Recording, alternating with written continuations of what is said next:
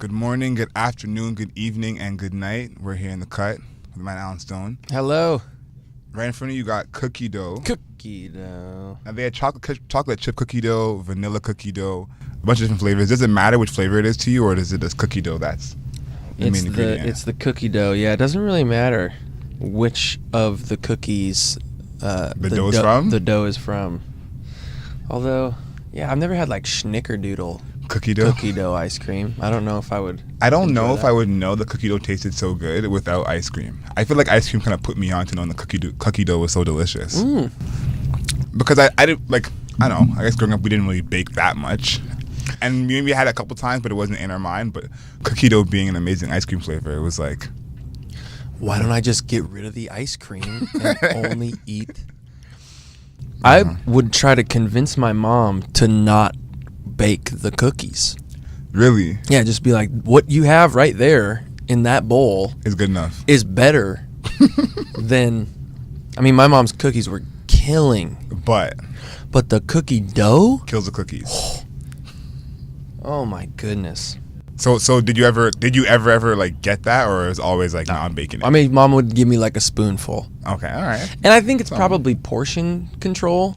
Oh, for sure, for sure. That's what because I know people who eat baby food still, which is that's disgusting, weird. But yeah, people who still eat baby food. So there has to be people who just are these people babies? No, they're adult. They're adult human beings.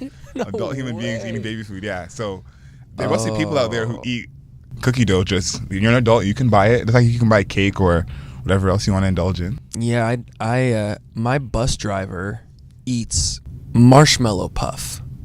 No, like with a spoon? Like the not a marshmallow. No, I know in the jar. Yeah, the cream. Yeah, on a rider 2 days ago, this big like Costco size. You guys have Costco in Canada? Yeah, Costco size of marshmallow puff cream shows up. I'm like, what in the world is that? So he eats it with a spoon. Like, I don't know if he eats it with a spoon. I think his favorite sandwich, from what I hear, oh my god, is like peanut butter, marshmallow puff, and Wonder Bread. What? That sounds dangerous. It does. I love peanut butter, so I can kind of get down with that. But that just seems like way too much. I was I'm still confused at this point. He might eat baby food I can see the confusion on your face. The baby food, and then that, trying to come to grips with people's eating habits. People eat anything. Oh my gosh. It's famous that you said that Intervisions was like the first album that kind of, I guess, put you onto this whole world of music. What were you listening to before Intervisions? Now that resonated with me because like I grew up listening to this like Kirk Franklin and like one Lil Bow Wow CD, and like that was all we had. Yes. And it's like there was music on the radio, but I never knew that like everything else existed. Yeah, we had like everything Kirk Franklin, and then somehow we had a Lil Bow Wow CD. So what were you listening to before Intervisions? Kirk Franklin. What's your favorite Kirk Franklin song? Oh man, I couldn't name the titles. I apologize. It's all good. It's all good. I didn't listen to Kirk Franklin religiously, but I grew up in a very religious home, so there was Kirk Franklin and Stephen Curtis Chapman and Michael W. Smith and. Oh man! No, we know. Like our father's a pastor as well. So okay. So we grew up with all the tapes. Yep, little Third Day. Yeah. Huh? You know what I'm saying? Yeah. Little Newsboys. Oh, are they still around? Totally. Oh my gosh. Touring arenas. Really? I don't know that. Okay. I hope so.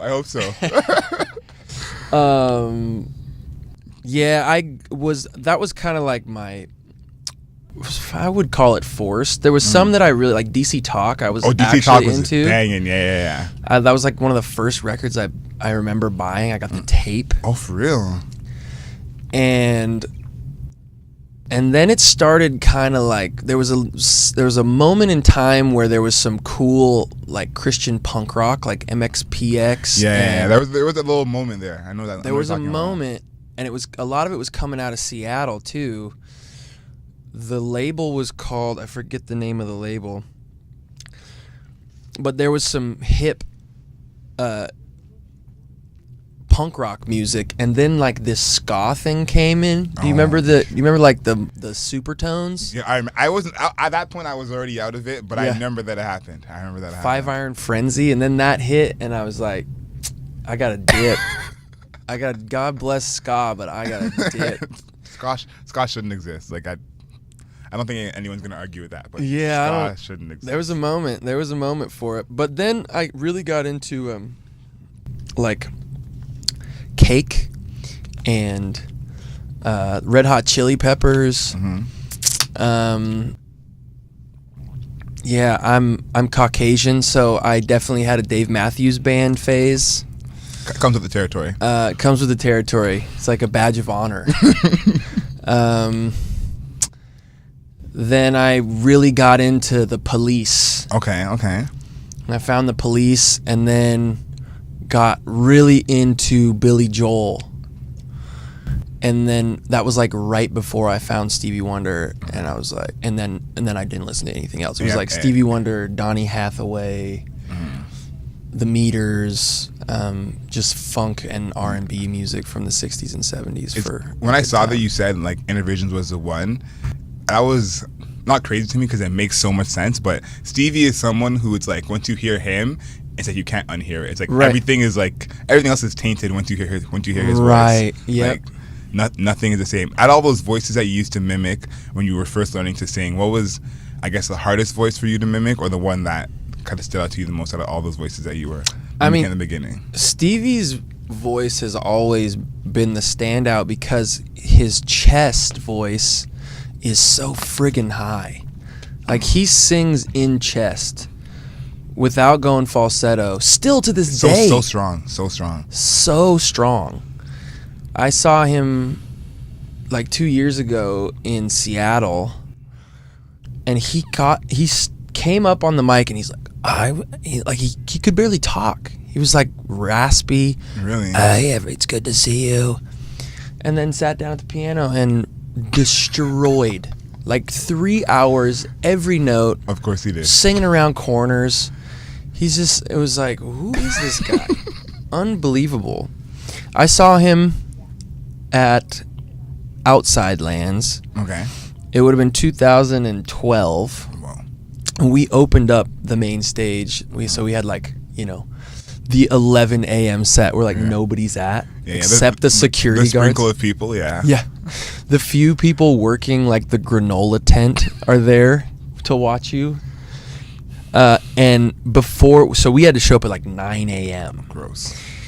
We roll up at 9 a.m. and we hear Stevie's band playing on the stage. We're like, there's no way they're there right now. So we run over, and I'm like on the gate watching Stevie's band play. I'm like, this is incredible. Oh my God, I can't believe it. And sure enough, like 15 minutes later, Stevie he didn't walk, somebody walked him out on stage, and he sang at like 9:30 in the morning. And it still sounded exactly the same. Sounded perfect. Like ran through all the songs. Not all of them, but like sang them in the keys that he wrote them in. At 9 a.m.? At like 9 a.m. He's an alien. He's an alien. Sorry, do you believe the conspiracy that he can actually see? 1, 2, 3. I've got a brown eye lover on the other side